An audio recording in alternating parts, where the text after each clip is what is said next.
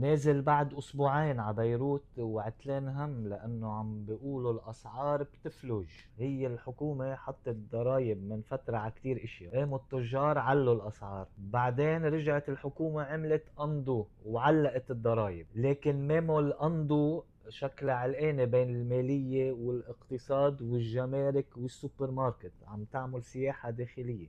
اذا بتسأل التاجر بيقلك ما وصلت لعنده. هو التاجر علق على الميمو بس ما علق الميمو، قال لك ميمو عارف عن شو عم تحكي، وعقولته انه عاجلا ام اجلا رح يرفعوا الاسعار، فاتركوهم من هلا. امبارح علقت عن جديد بين امريكا وايران، فشكله في ريدو على زيادة الأسعار اللي اوريدي زادوا. نحن بالنا على الإسرائيلي كيف عم بجرب فينا على الحدود، وعندك الدولة هي أصلا جاية اكسبيريمنتال جوا، نازلة ريدو أندو. الاكسبيريمنتيشن جوا هلأ على هانجر جيم، مع كل ريدو أندو مين بيعيش ومين من ودعه، مين بيخلص ومين من بيدو، ودو بيدو بيدو، ويلا اوكي يلا باي.